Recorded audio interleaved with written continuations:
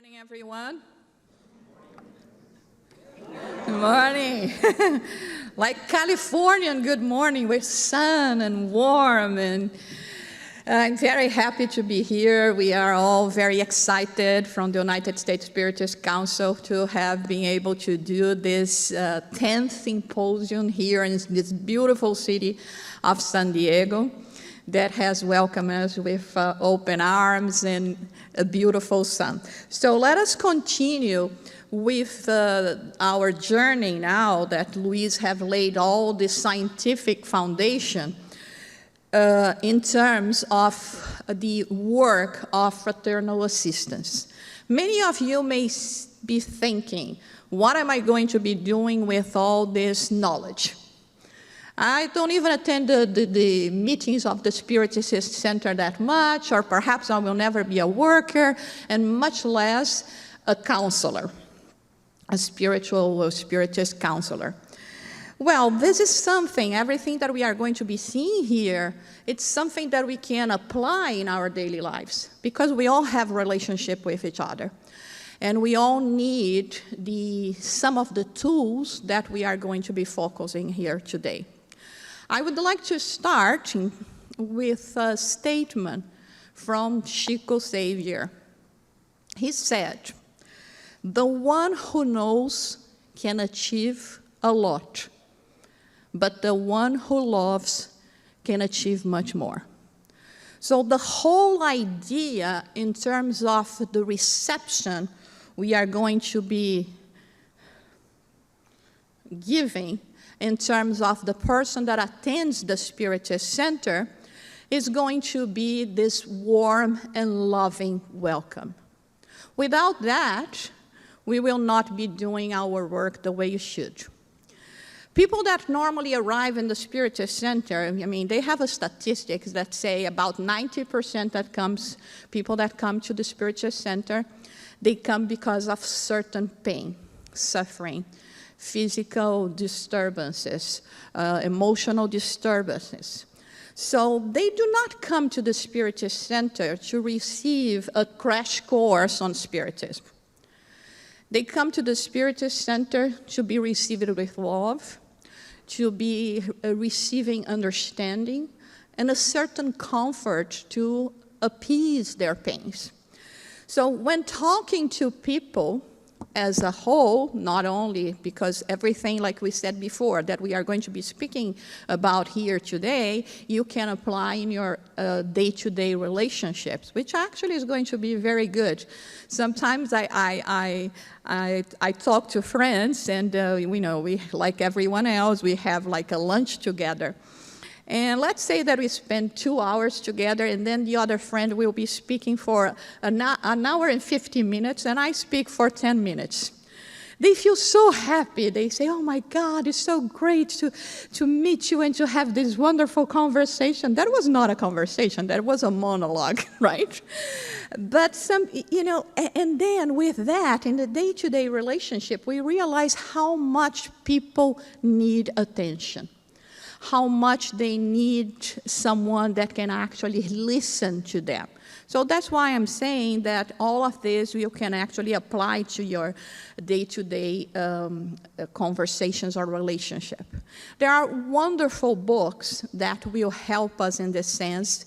We based our studies today in the book from Manuel, the Spirit, Manuel Filomeno de Miranda, received by the medium Divaldo Franco. Also, we are going to be bringing some excerpts from the book Fraternal. Let me see there again. Fraternal Welcoming from Days Jurgensen, that was beautifully translated by a dear friend, Elton Monteiro. And from the texts as well and books from Dona Terezinha de Oliveira, which is a great and noble soul that unfortunately has returned to the spirit realm. And now she can help us from the other side of life. So people arrive actually because they want to talk to someone. The person that is going to receive and conduct this kind of conversation, they need to motivate the person to talk, because sometimes, people are not going to be very at ease to talk, to explain their pains, their sorrows. So it's very important for us to do that. And also, we have to remember that many times when people come to us, it's because they tried everything else. I mean, especially for those who are not actually familiar with spiritual values, when they come to us, it's the end of the line. They tried psychiatrists, psychologists, they tried other religions, they tried witchcraft, you name it. And so a friend perhaps will come and say, I heard about a place, maybe you should go there, It's free, right? Because this is a big plus for people as well. So they come. And we have to understand that this person comes completely exhausted and in pain and in need. And of course, because we are all humans, we are still waiting for miracles, which is something that unfortunately no one can perform. So we will be guiding them to express themselves, to be more fraternal in the relationships they may have, to become more hopeful. Because the thing is, when life hits us so hard, we lose hope. We think that God has forgotten about us. And this is not true. So we will conduct the whole conversation in a way to appease their pains, and always focusing on the need for inner transformation. Jesus said, among all the wonderful things, the lessons that he left us, there is one in particular that touched my heart a lot, which is, help yourselves and heaven will help you. It is very important for us to realize that people, spirits, guardian angels, cannot reach us unless we try to reach them, unless we surround ourselves with an energy that will be conducive for them to come to us and actually do the help that we need. So some of the guidelines that we will have, like, in a very private conversation, if it is possible for us to, to look for a place in the Spiritist Center where we can have a more private conversation, it will be very good for the one assisted. It's also very important to have a list of Spiritist institutions, because sometimes the person do not even live in the same city where we have our Spiritist Center. And Spiritist centers, institutions, are not competitors. So we should never be afraid to send, a person to another Spiritist center because I'm going to lose public. We are never concerned about that. We have to fit the needs of the person. So if the person lives, let's say, in New Jersey, I'm in New York City, and then I say, no, you have to come here. We have wonderful Spiritist centers in New Jersey. Why am I going to do that? To complicate and perhaps even to make it hard for the person to attend any meeting at all. So this is very important, as well as the list of books, of basic readings. But there is one important thing for us to analyze here, because at the beginning we said, when you arrive at the Spiritist Center, you're not expecting, perhaps not even to become a Spiritist one day. And of course, you're not expecting to have a crash course on Spiritism. So the Spiritist Center in this moment has to act very much like an ER. The person arrives with an acute pain, and we have to treat this acute pain. Let's imagine that you are having, an appendicitis attack. Okay? Of course, you need attention immediately. You need to be rushed to surgery. But then the doctor says, well, here is some literature, first of all, about myself, my resume. And here are some literature about your physical body, more in particular about the area that you will need surgery. And here is some literature about what am I going to be doing when you go to the operating room. So go home, read this material that will take more or less a week for you to familiarize yourself with, and come back. What happens to the person? The person dies, right? Because she needs immediate attention. So I cannot go to the person and give like 8,000 pages that Kardec alone wrote and say, read these 8,000 pages, and then when you got that, you come back and you start attending Spiritism. This is not our purpose.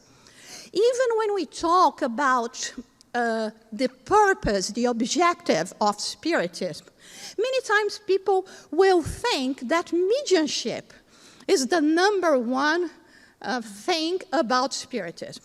It is not, because we are not thinking why we use mediumship. What a good Spiritist uses mediumship for? For revelations. To know whether we are going to win the lotto or have a good marriage or whatever, or a good job. No, we use mediumship for fraternal assistance. Instead of having the physical body of the person is speaking to us there, we have a spirit communicating through a medium that needs what? The same thing that the incarnate one needs. So it's ultimately the way we receive incarnates and discarnates alike. So we have to have that in mind for us to situate ourselves in terms of Spiritism. So other guidelines, of course, punctuality. You know, the work starts at 2, you have to be there before 2. It's the same thing in your material life, in any job you may have. Conversations.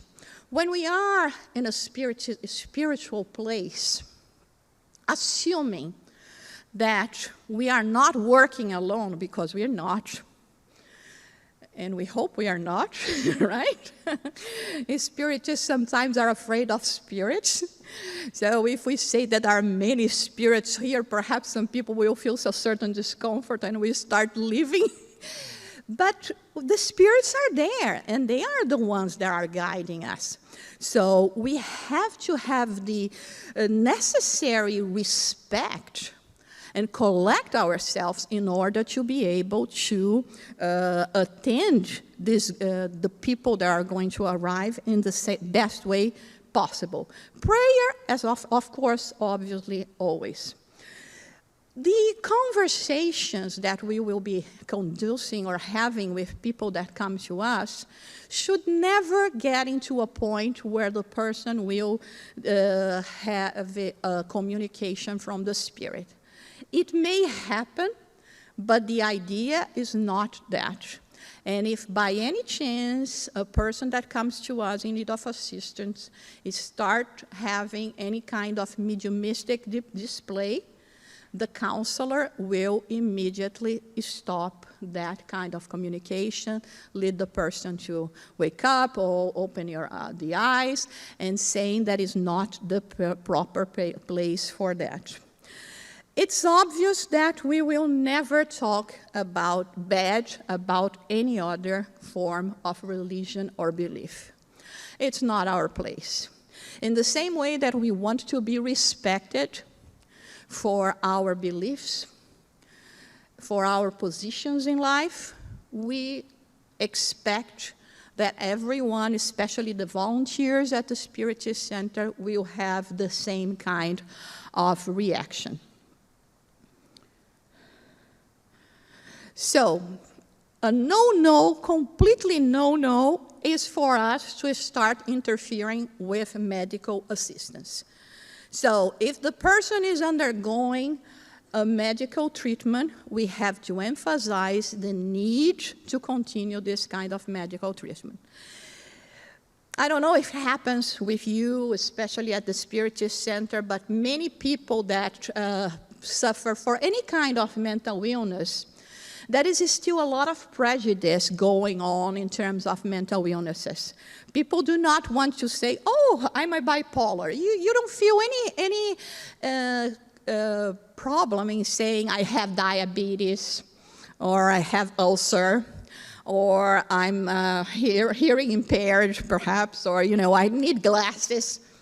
But people do not go saying, I'm a bipolar person, I have schizophrenia, I am a depressive person, and then because it seems that we are going to be scrutinizing these people and start immediately assessing them. So there is still a lot of prejudice against that. And so many of people that go through that, they try their most not to be labeled, not to be diagnosed, not to have to take any medicine.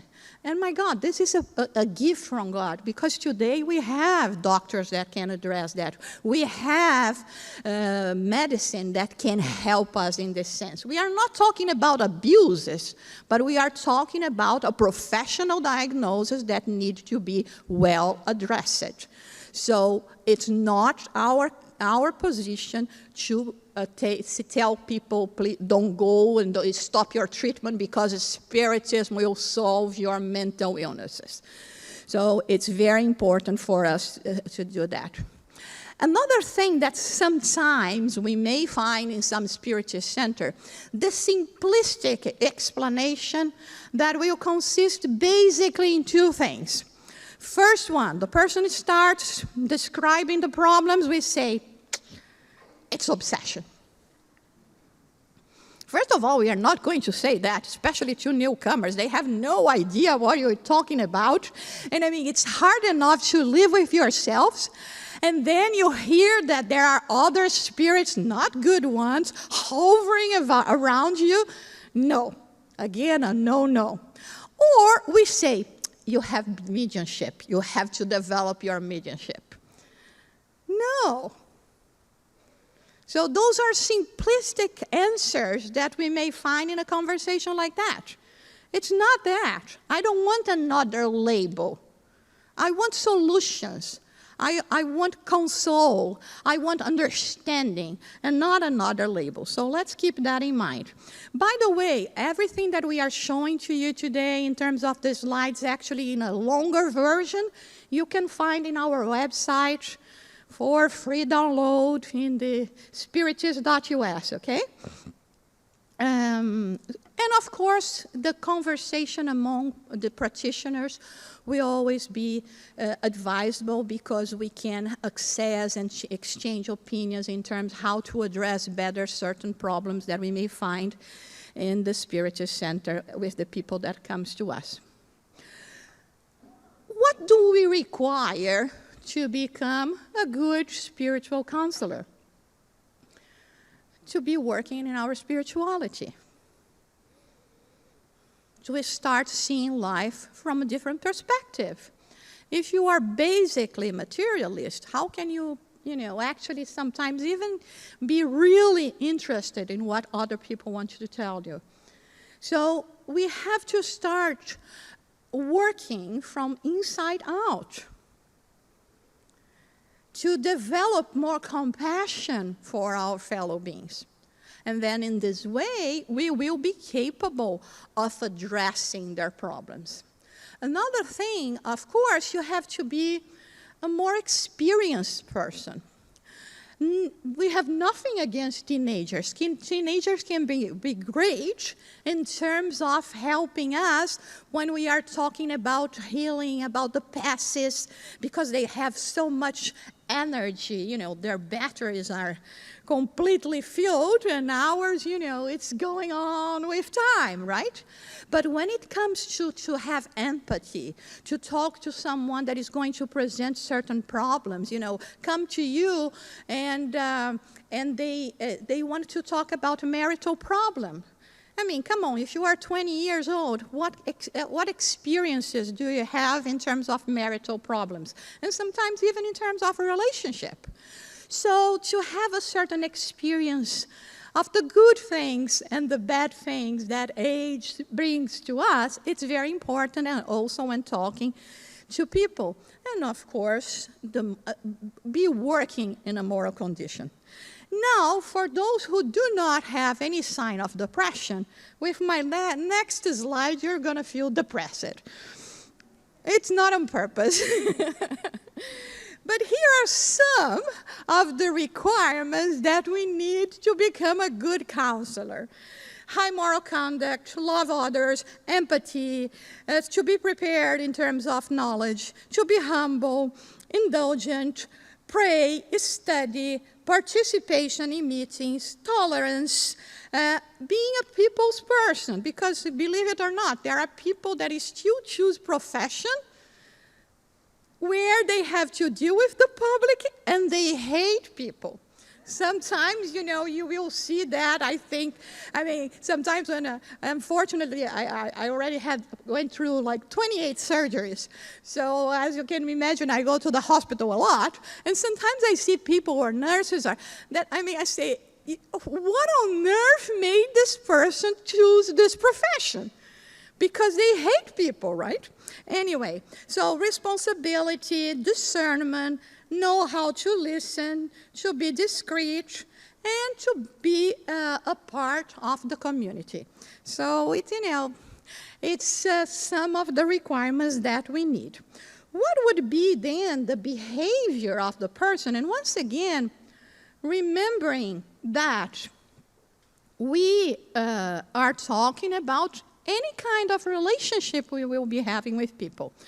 Conscious of the responsibility is not, the work in the Spiritist Center, because we rely on volunteers. Sometimes, people say, your works are on Mondays. Mondays is not a good day for me. Why don't you change the work, right? If it could be Tuesday, it would be better.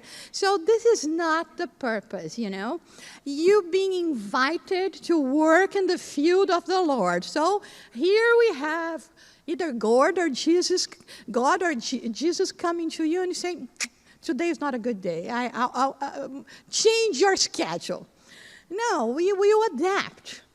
And we have to have even more responsibility because we are working for God.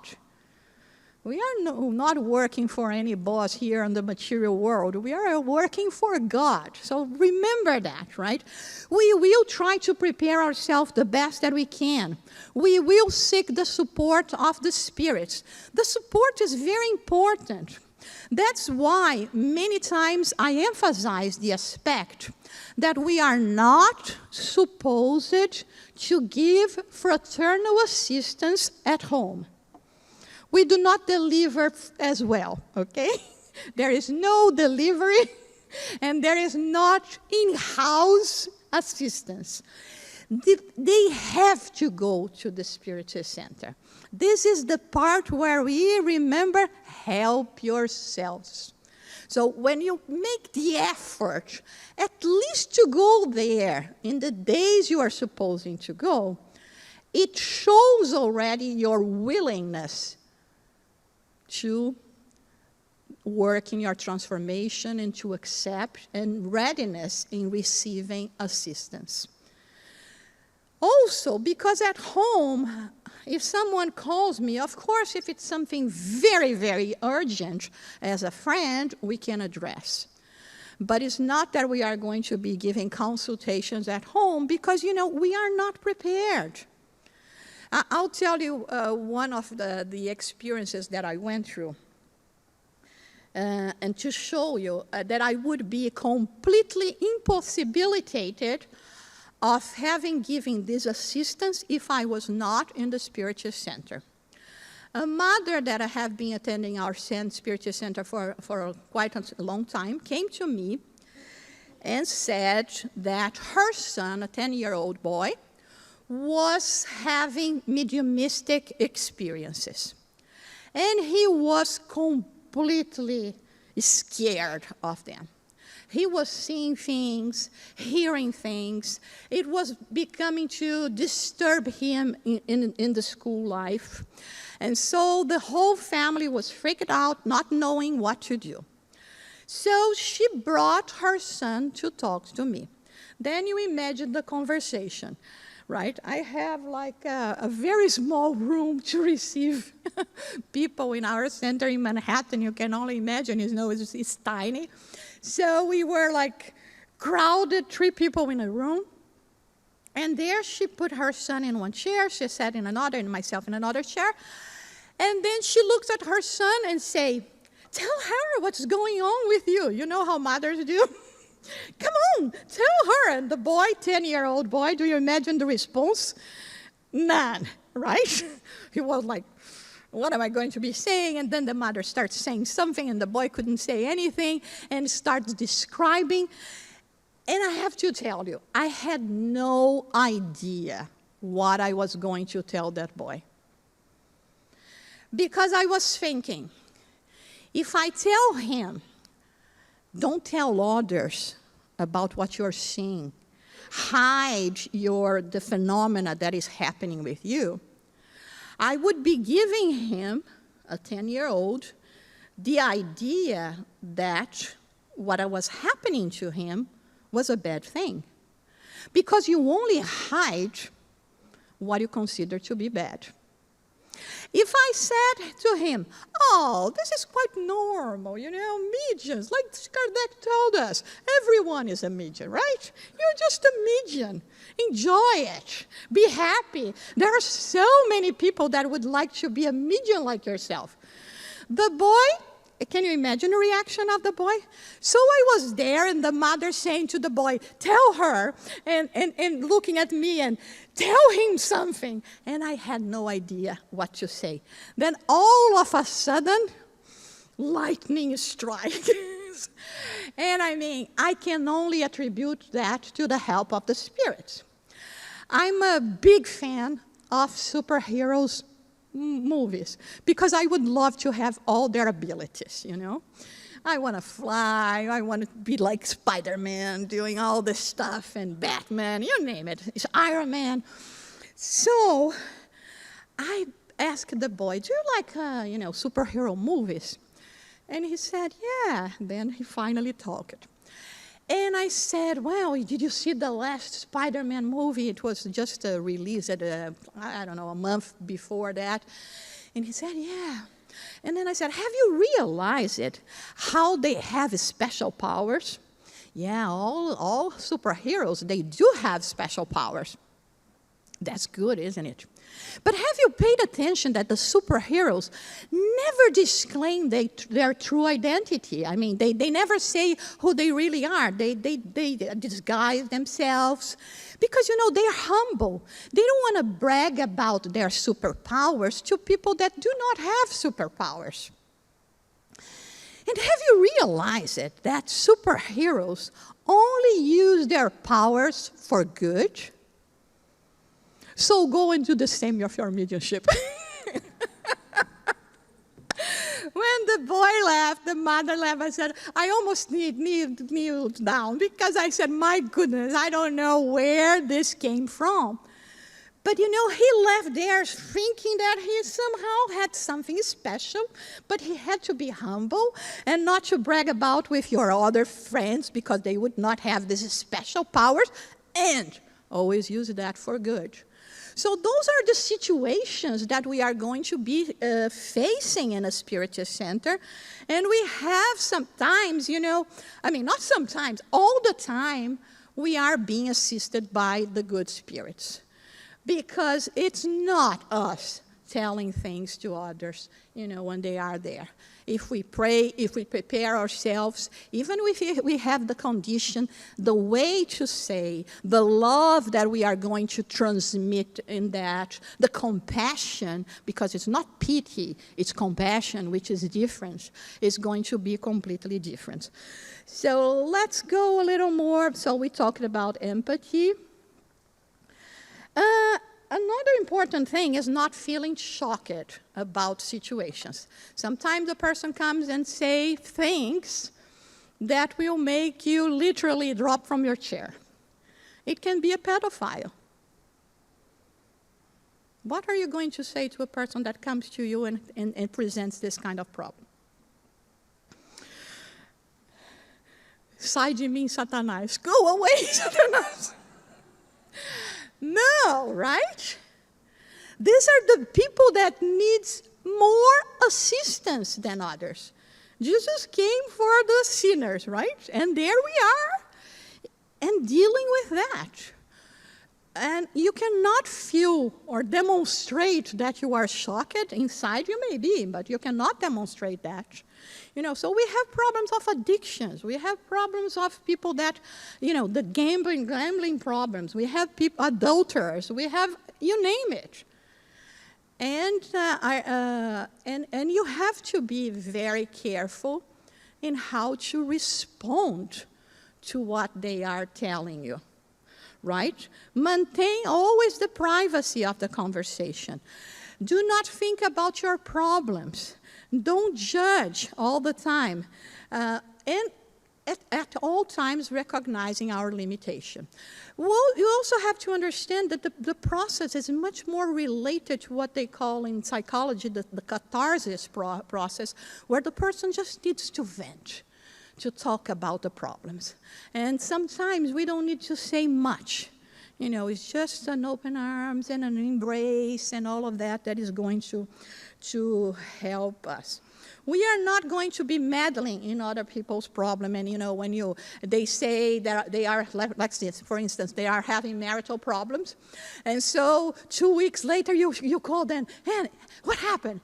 You okay again with your husband and wife? You got back? Did you divorce? No, we are not going to do that. You have to be completely discreet, okay? Discreet. Oh, no, it's there. Being neutral, of course, we are not going to emit our opinion in terms of what they have to do. Sometimes they come and, I received an offer to move to another city. Do you think I have to go? How on earth can we reply to that? We can't, right? We don't know what a person is going through. Normally we have like a 20-minute conversation. We cannot make a proper assessment whether the person has to move out or not. Even in that they come sometimes and say, my husband beats me. Or we have cases that is the wife that beats the husband, okay? Yeah, we do have cases like that as well. So what are you going to say? We will perhaps give an address of, institutions that will, from the government that can address this kind of situation, okay? But we cannot say, move away, right? And I remember the story that Divaldo sometimes also tells about Chico Xavier, that there was this woman that came to look for him and complaining a lot about the husband. The husband was really, really hard to live with. And Chico was getting so involved with the whole situation and how the woman was describing as her husband, that he was about to tell the woman, please, woman, leave this man at once, when the Spirit Emmanuel showed up and said, what are you going to say?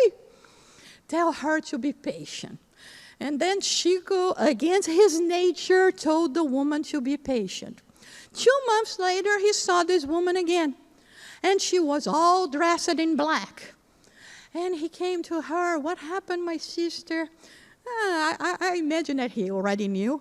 And she said, oh, you know what? A month after I came to talk to you, my husband died. He was a great man. I miss my husband so much. And can you imagine Emmanuel appearing to Chico just, I told you so.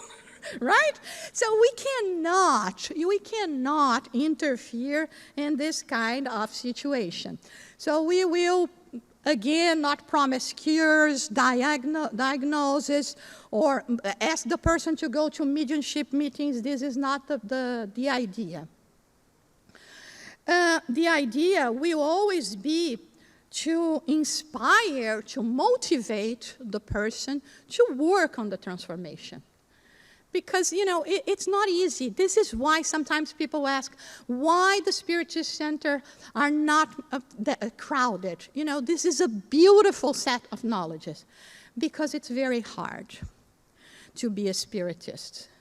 We have to work hard on acquiring virtues and inner transformation. We know quite well how to be bad, but we have to make a great effort to be good. And not all of us are actually ready or willing to do that 24/7. So, but the idea here is not for us to become saints. Forget about it. It's not going to happen. But to improve ourselves, to have the possibility of, little by little, making these changes that are so important to us. And always remembering that many times what we consider to be suffering, pain, challenges are blessings in disguise. Later on, we will realize that because of that situation we went through, we are the person we are today, that I'm much more proud than what I was, 10 years ago. So this is very important. The passes, the magnetized water are also very important for the whole set of treatment. And basically, we are trying to use like 20 minutes. If necessary, we use more. We'll have, ask the person to come back to assess how the person is going, and to always connect with the good spirits. The listening. Joana de Angelis said the following about the listening. The art of listening is also the science of helping. So if we want to help someone, we have to listen what is the other one presenting to us. And many times what happens is that we don't pay attention. While the person is talking to you, you're already processing in your mind what is your reply is going to be. You're having a conversation with yourself and not listening quite well what the other person is trying to tell you. So many times, like we say, in the majority of time, these people are people that they are alone. They don't have no one sometimes that will pay attention to them. They are going through very difficult burdens in terms of life. And they come to us as a last resource. And then we are thinking, or like I have here, I have to be looking how much time I have left to finish our talk here. And so I look, it's almost 20 minutes, you have to go by. No, we have to be sympathetic to what is going to happen and how we can actually connect with the person, okay? So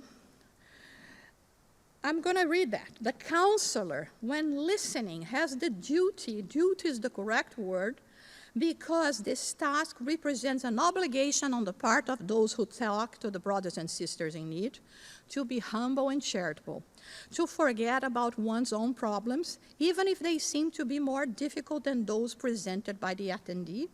One has to suffocate the pains and discouragements, and the counselor should not judge the people who tell their misfortunes.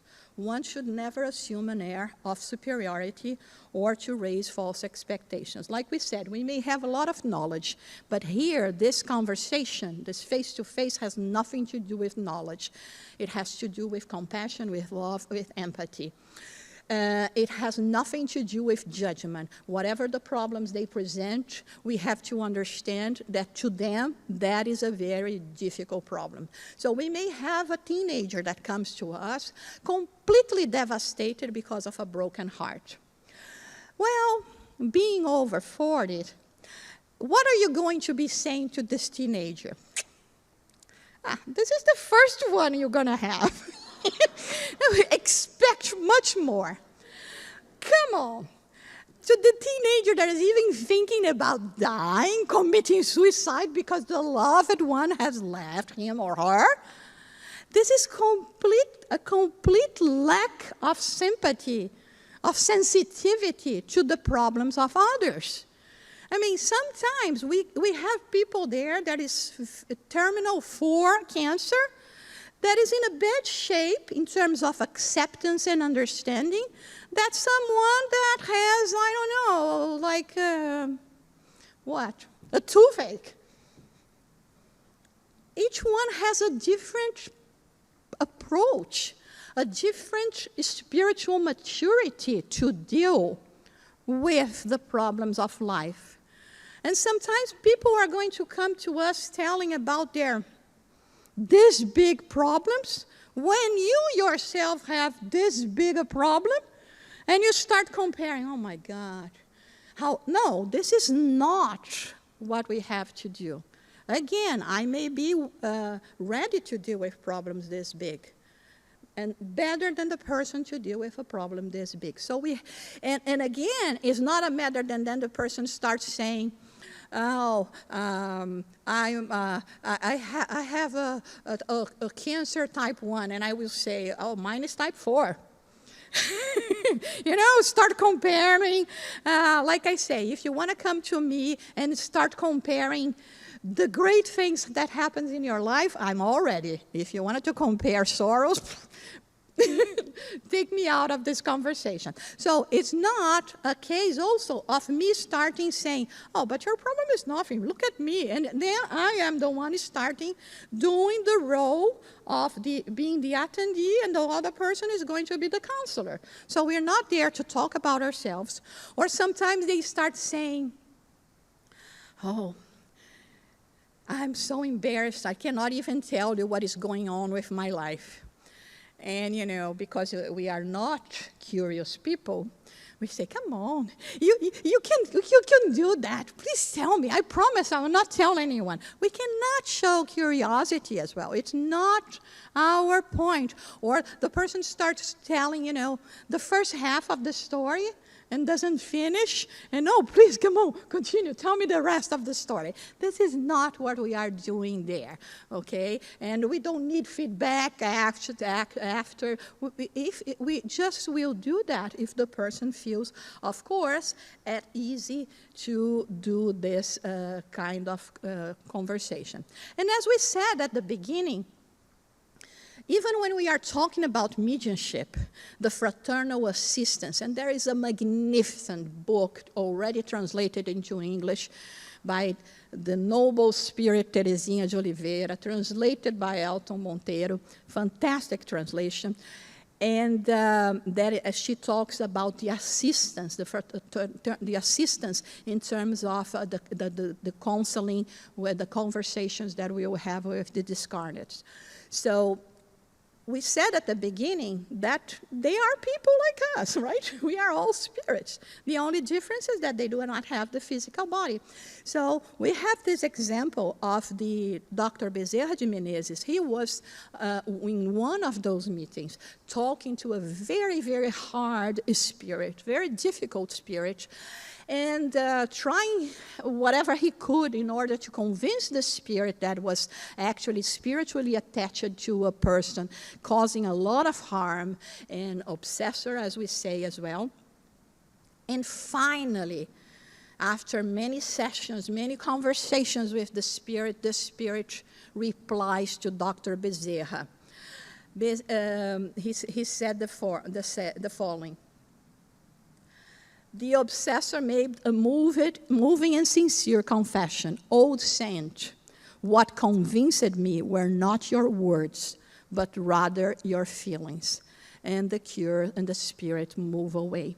So we started with the phrase of Chico Xavier, and we are going to end with the same phrase. The one who knows can achieve a lot, but the one who loves can achieve much more. So the key word for us, and the whole work that we are going to be doing today, is all about love, all about this precious force that is the breath of life. When we come from the Bible, the breath of God means love, love to us all. And this is what we need. We are people in need. We are spirits that are tired of suffering, of going to the ordeals of life, of being blind to not knowing exactly where we are and where should we go to. So this is our opportunity in this lifetime to take advantage of the set of knowledge, this precious set of knowledge that we have from Spiritism, to actually put out our better self, to work on ourselves, and to spread love, and therefore change the energy of our world. We are very thankful for this opportunity, for every one of you that are here. And now I think we have like 5 or 10 minutes for people who would like to make any questions for Luis or myself.